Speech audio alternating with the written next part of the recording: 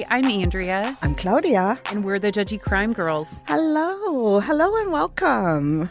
Hello, it's Happy Hump Day. It is the day before Thanksgiving. I'm so excited to eat all day. There are no rules. It's a competition on how much you can fit in your belly. I got out my oldest, stretchiest sweatpants. For sure. So I have plenty of room. I need some sweatpants. That's what I need to go do. Right when I leave here, I should go buy some. Yeah, and get a size bigger. The ones you can cinch, but make sure they're a size bigger. I'm going to walk in the door and they're going to be like, new sweatpants, huh? I'm sure they have a lot of women or people in general getting sweatpants before Thanksgiving. That's all that is sold on that day. Yeah. I'm sure. Well, welcome back to the worst corner of true crime in podcasting. Did I even say that right? Yeah. What sounded good to me. What are we, the top 5%? Yeah, we are. Yeah, there are 200 true crime podcasts out there right now. That's it? I feel like there would be more. But within that arena, we're in the top 5%. Yeah, that's amazing. I love it. So cool and surprising. Yeah, a little bit. Well, thanks for listening. Yeah, thank you so much. And speaking of thank you, we do have a shout out for our new subscriber, Matthew. Thank you so much for joining us after dark. Every Friday, you can join us for extended episodes, more of our deeper dives. They are completely ad-free, which is great. And if you have a true crime fanatic on your wish list, it is the perfect gift. Yeah. We're not a big time podcast around here, so we're not part of a network. Right. And $3 a month, and you get to join us every single Friday. You get a shout out on the show, a discount on merch, and a thank you note from yours truly, which we will put whatever you want in there. If this is a Christmas gift, how cute. We would love to play that up. Oh, that would be so cute. Absolutely. I mean, can you imagine somebody asking them to marry them? Oh, wouldn't that be fun? Yeah. And our card would actually kind of match that theme. I'm feeling a wedding proposal coming on. That's right. It's coming our way. With our Judgy Crime Girls thank you card. That'd be perfect. I know. We want to be invited to the wedding. Yeah. And of course, we have to make a toast. Well, you don't want me to make it. No. No, I'm just kidding. I can behave. Also, Claudia's like a part-time DJ. She's the coolest woman ever over there. Yeah. I'll play an elegant affair all day long if you let me. She will work your wedding. I'm not joking. She's got all the equipment and stuff. She's laughing, but she's the real deal over there. Thank you. So cute. So our snack for today, this purchase was an accident. I bought double chocolate mini cookies at Kroger. They're the Simple Truth brand, but I didn't realize that these are plant-based. And man, are they delicious. I went and got another box because they were so good. They are, oh gosh, I would say a silver dollar size. So they are crispy, which normally I'm not a fan, but they're small enough. And then they have these little mini like chocolate chips in them. So thanks for bringing them. Yeah, you're welcome. I could not wait to share these with you because I was blown away how good they are. Simple Truth double chocolate mini cookies, plant-based. Yeah. Thanks, Claudia. You're welcome. She's the best. Thank you. Yeah, so what have you been watching these days? Not anything really true crime related. I have been working on some Christmas things already. We always play games, so I have to get ready. And while I do stuff, I've been rewatching Grimm. which is one of my favorite shows, and I forgot how good it was. Awesome. Yeah, I haven't watched it in quite a while, so it's on Peacock. I'll have to check that out. Is it true crime? What is it? No, not at all. Oh, what is It's it? a detective show. However, the main character is a Grimm. And then other people, not everybody, but there are people that are Wesen, or they call it Wesen, and they turn into some kind of animal. And the Grimm is the only one that can see them change into an animal. And everybody is scared of the Grimm because they kill all the Wesen. I don't know. It sounds kind of far out there, but gosh, it's good. I'll have to check. I'm not a big sci-fi. Well, it's not even, I don't even want to say sci-fi, fantasy more, maybe. Okay. While you were watching Grimm, I watched Escaping Twin Flames Universe. Did you see that? No, but I put it on my list to watch. Isn't it cult related? It is. And anything culty, I'm all about that. I eat that shit up. You will love it. It's only like 3 episodes, so it's a super easy watch. I absolutely loved it. And I think what was most fascinating about all of it is at the end of each episode, they're kind of like, yeah, again, they can't be convicted of anything. They're not doing anything illegal per se. So extreme trickery. Mind fuck. That's exactly what it is. Well, I read a little bit about it and what they're, I'm going to put it in quotation marks, teaching, but that's pretty far out there. And it's still going on, right? Yes. To my knowledge, I don't know how they would have any followers at this point, but it's a school on how to find your twin flame, the person that was meant for you. Right. And I don't want to say too much more about it because I really want everybody to go watch it. If you haven't already seen it, I would love for teens to even watch it because I feel like they're online all the time, so susceptible to finding their answers online. Right. Whew.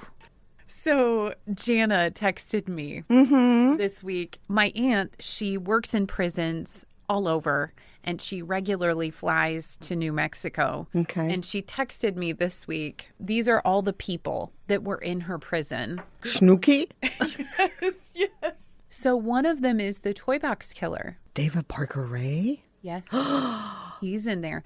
And I wondered, because all the other names are women. So they But why is he there with the women? He's in New Mexico. I'm not sure. She was laughing about it. She had an emoji like laughing, like, why is he in here? Yeah, it's always so cool to find out where my aunt is. Yeah. What serial killers or murderers she has going on here. Wow. And it's so funny. Yeah, one of the names was Snooki Abadaka. That was the one I couldn't find anything on. So but right away, I picked Snooki? right away. I was like, must be a nickname, but I couldn't find anything. That was pretty funny. Yeah. Anyway, I always love those texts from her. Like, where in the world is my aunt? Yeah. And with what murderers? We should make up a game. Where in the world is Jana? Yes, I like it. She needs to send in like a snippet of a photo or something, and then we have to figure out where she's at.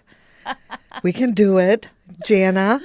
She sent me like pictures before of the sunset and stuff. You know, she can't send me a lot of things. And she's not on social media. She has to protect herself. Oh, definitely. I totally lot of get levels, that. But no, I'm not talking about the prisons.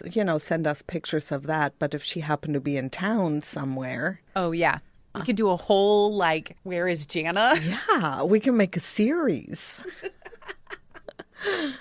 That's a good idea. Or any of you, send us a picture. Yes. Where you're at, and we'll try and find you. And your hometown would be even better. Yeah.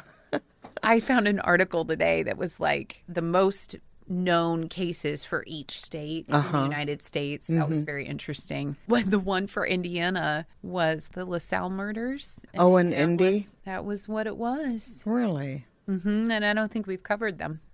I thought I had all the big ones in Indiana, but maybe not. You haven't. Oh, interesting.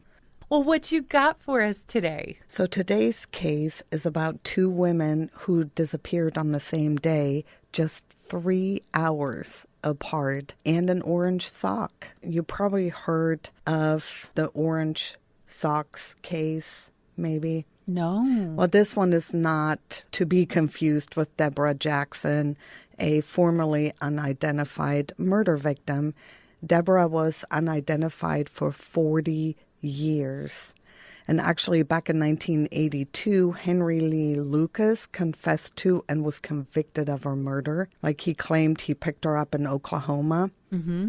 And he said, I killed her. And they convicted him, but they never had a name for 40 years. And in 2019, she was identified as Deborah Jackson. Oh, wow. And she was known as Orange Socks, because she was wearing orange socks. Oh, so that was how they identified her until a few years ago. Yeah. Wow. But today's case is not about that, although it also went unsolved for almost 40 years. Oh, wow. So I love it. So it's all about the socks today.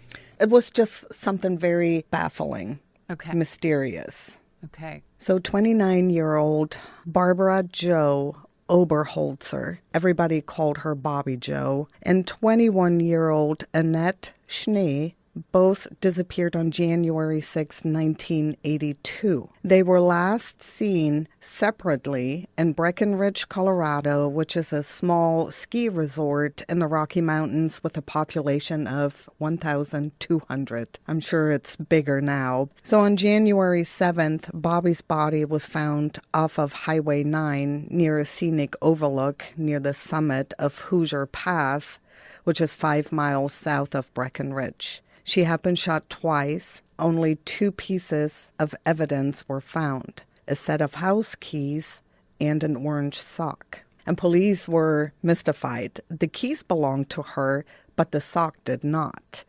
And 6 months later, 13 miles away, Annette's body was found, and this time in Sacramento Creek near a Highway 9 side road. She had also been shot to death, and incredibly, she was wearing the matching orange sock. What?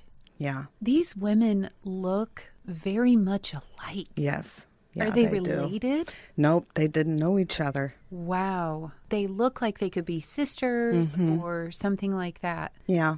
Now, police is certain that both of them were murdered on the same night by the same man, and the main suspect was Bobbie Jo's husband, Jeff. But since the murders, he has always maintained his innocence. In fact, according to him, just day before Bobbie Jo vanished, they decided that they would try to have a baby to start their family. Aww. So Jeff and Bobbie Jo Oberholtzer were both from Racine, Wisconsin. They married on July 1st, 1977, 4.5 years before her murder. He ran an appliance repair business while she worked as a receptionist in Breckenridge. They lived in Alma, which is about 14 miles outside Breckenridge. And according to him, the day of her murder was like any other day. She left home at 7:15 a.m. and she hitchhiked to work. And hitchhiking was actually quite common in that area, and residents often stopped for people they knew. Well, it was a really small town. Right, yeah.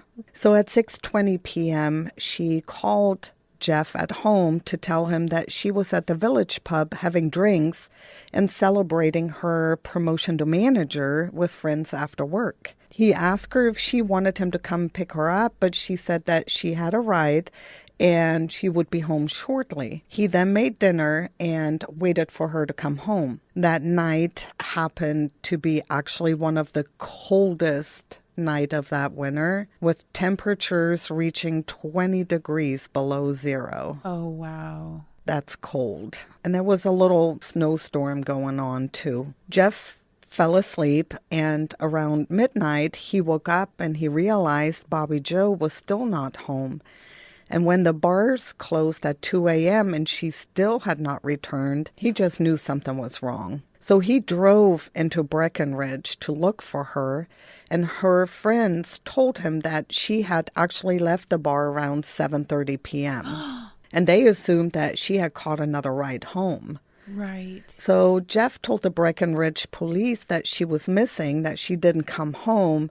However, at the time, it was too early to file an official report. So he drove back home to wait for her. The next morning, a farmer who lived 30 miles outside Breckenridge found Bobbie Jo's driver's license on his property. Jeff went with two friends to pick up the license, because back in the day, there's a phone book, and you can just look them up and call and say, hey, I have your license. Come and get it.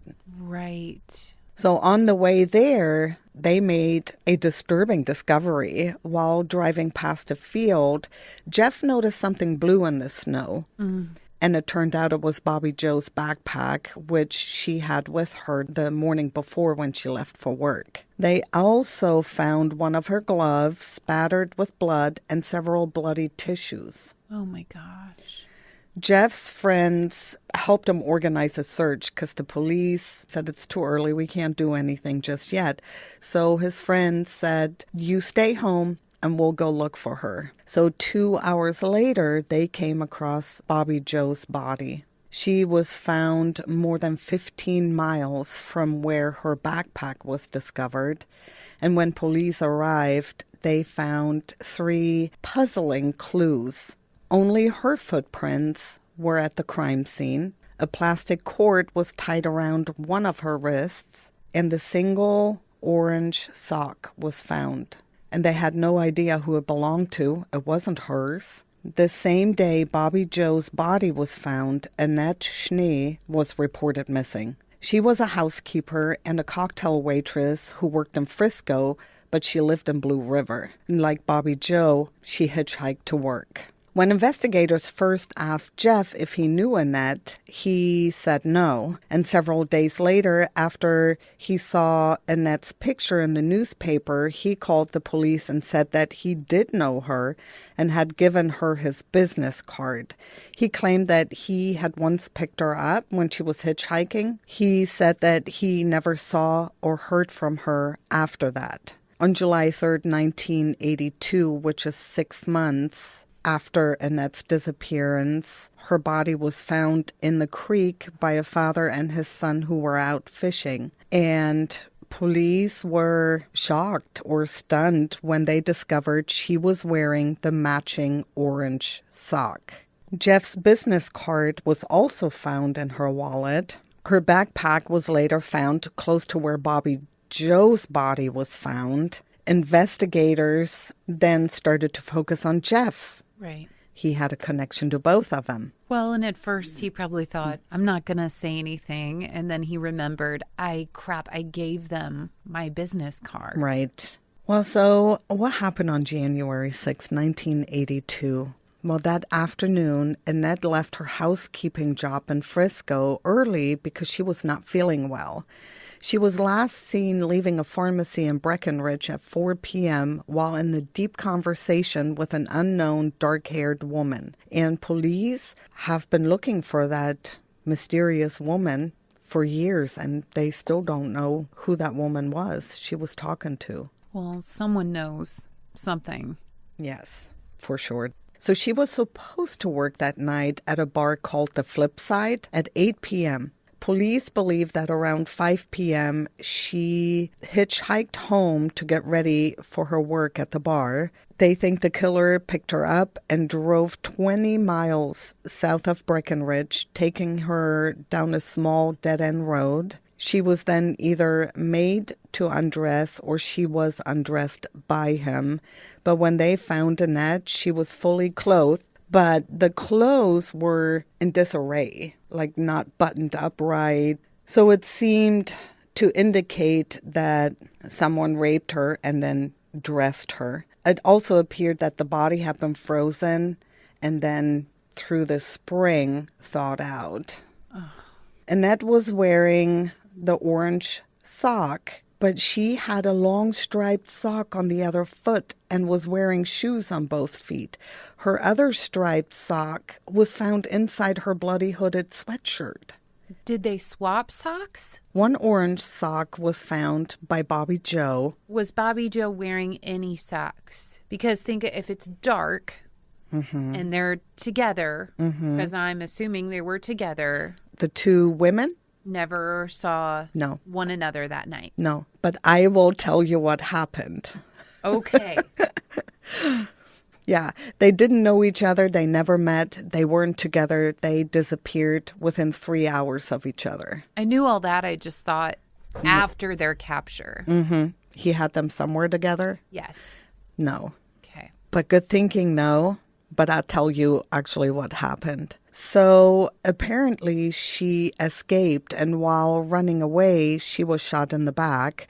Police believe the killer then drove back to Breckenridge and found a second victim, which is Bobbie Jo. Now, police believe that Bobbie Jo actually fought with him and escaped from his vehicle. She then ran down the highway towards her home, and it is believed that he tried to stop her and talk to her, and when he pulled out a gun, she ran into the snow. He then shot her twice as she turned away from him.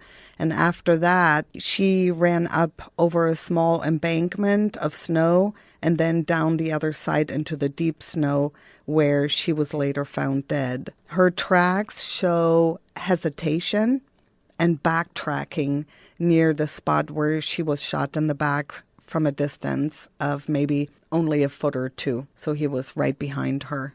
Now, Jeff, Bobbie Jo's husband, does not believe that Bobbie Jo would have gotten into a vehicle with strangers. He mentions that they had talked earlier in the evening about him coming to pick her up from the bar and that she could have called him if she needed a ride. He thinks that she knew someone at the bar and that they left together with the promise of them taking her home. From day one, he has insisted that he had an alibi. And according to him, during the time the murders were committed, he was with an acquaintance who dropped by for a visit. But for nearly 9 years, Andrea, no one could find this man, this acquaintance of his. That's bullshit. Yeah. Like no one could find him or like, I mean. They couldn't find this man. Did he have a name? Yeah, I'm sure he gave them the name. They just couldn't find him. I don't know where he went. Yeah, no. But finally in December 1990, he surfaced. No. He's probably someone else entirely. and like. Well, he showed up. Okay, go on. So when police interviewed him, he stated that he had been in Jeff's house that night, that he was there.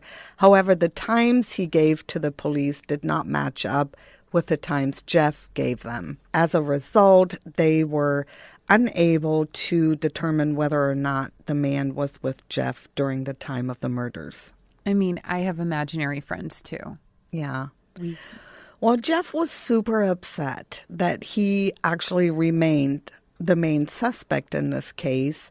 He says, or he believes that if investigators have focused on other avenues and leads instead of focusing on him, they could have been able to find out who really killed Bobbie Jo and Annette. Well, you cannot give them a person that has vanished for your alibi. Well, maybe Jeff didn't know that he was gonna disappear for 8 or 9 years. Well, police felt that it was more than a coincidence that he had known both victims and discovered Bobbie Jo's backpack in the remote field. So 2 months after the murders, he was given a polygraph test, which he passed. Jeff, of course, believes that Bobbie Jo was killed by someone she knew. So now police did look into several different suspects in this case.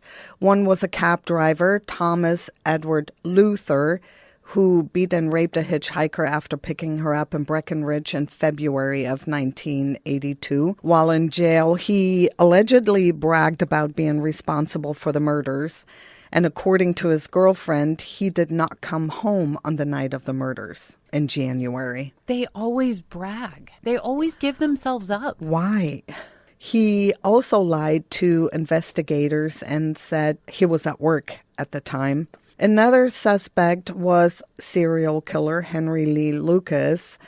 Yet another suspect, Tracy Petrocelli, murdered his fiancée in 1981 and went on a multi-state crime spree. And during this time, he stayed at Annette's workplace, which she was a housekeeper at the Holiday Inn. Now, police found this picture of this guy in Annette's wallet, and they don't know who he is, but they would like to find out who the man is. That's interesting. So the gun also has never been located that was used to shoot Annette and Bobbie Jo. And initially, police believed that the blood found on the tissues and Bobbie Jo's gloves belonged to her. That was her blood. However, in the early 90s, DNA testing determined that it came from a male. So the testing also determined that it did not belong to Bobbie Jo's husband, Jeff. And as a result of this and other evidence, he was eventually cleared as a suspect in the murders. Testing also determined that the blood did not belong to suspects Luther or Petrocelli. But on February 24th, 2021, 70-year-old Alan Lee Phillips was arrested and charged with the murders of Bobbie Jo and Annette. Not any one of the original suspects. None of them. Interesting, because I thought all three of them were really capable. Yeah, oh, for sure.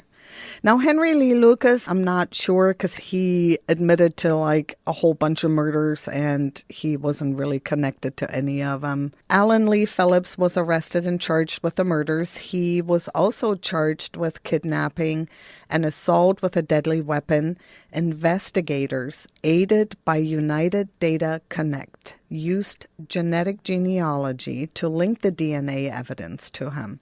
And this process, as we know, involves taking a DNA sample from a suspect and placing it in a public DNA database.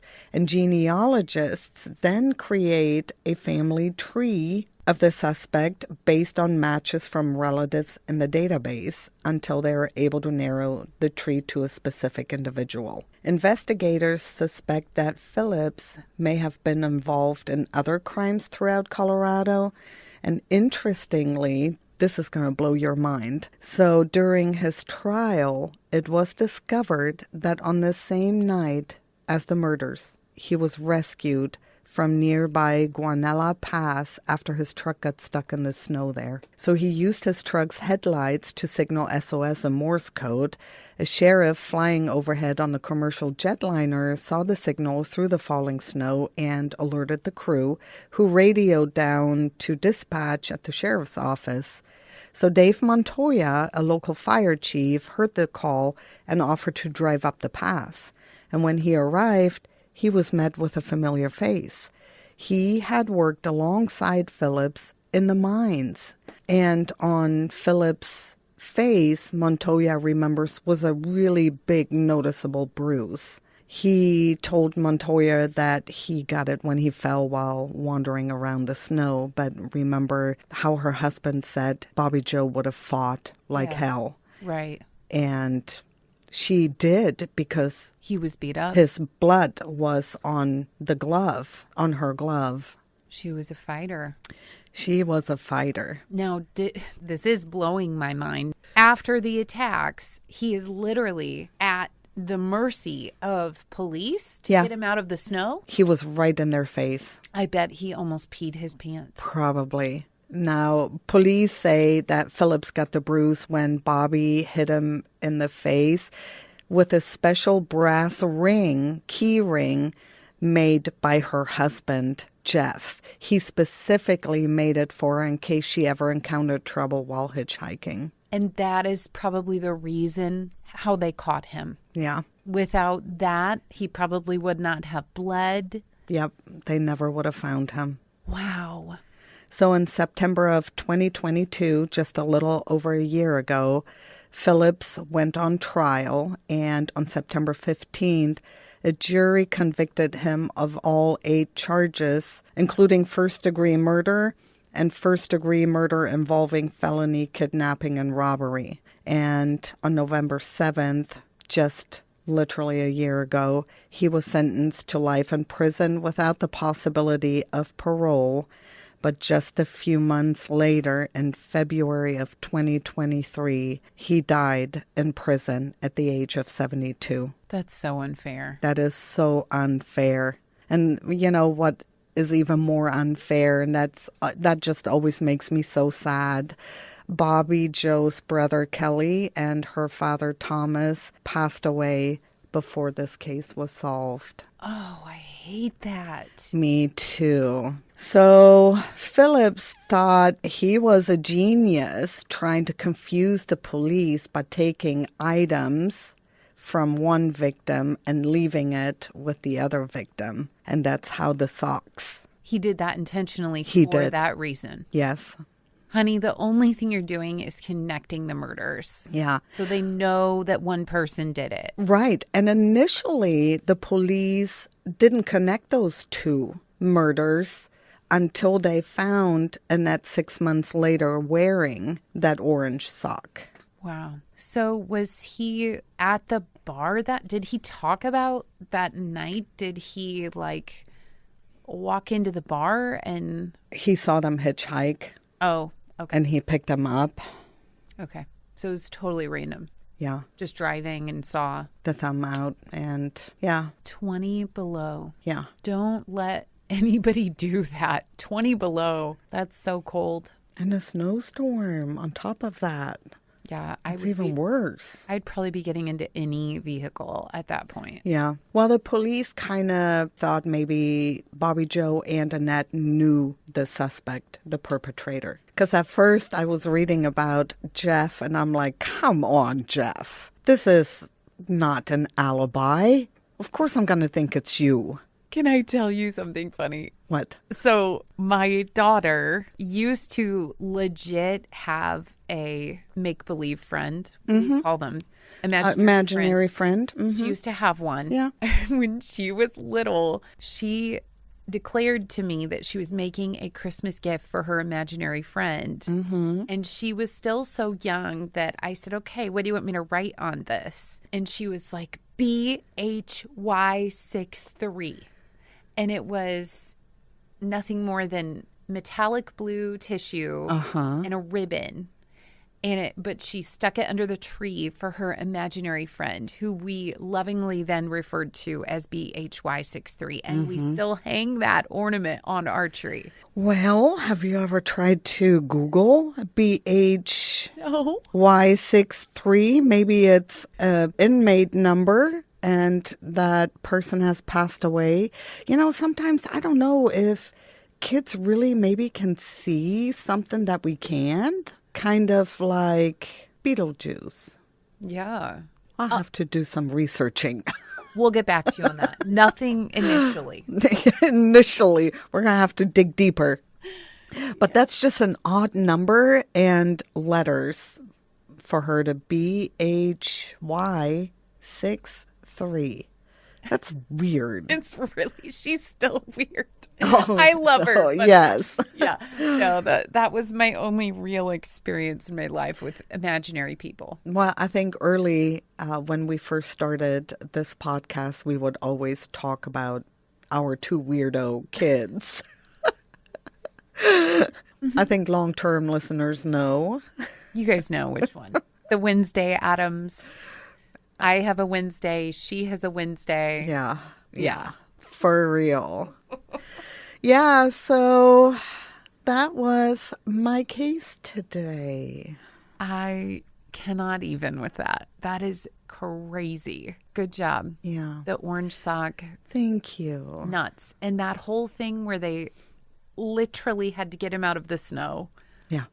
Insane. Yeah. Blows my mind. Great job. Thank you. Yes. Thanks for listening, everyone. Stay out of the snow. Yeah, it's coming. stay safe, eat lots of food. Yeah, happy Thanksgiving. Happy Thanksgiving. Stay sassy. Stay judgy. And stay tuned in with the Judgy Crime Girls every other Wednesday. Okay, we love you. Bye. Bye.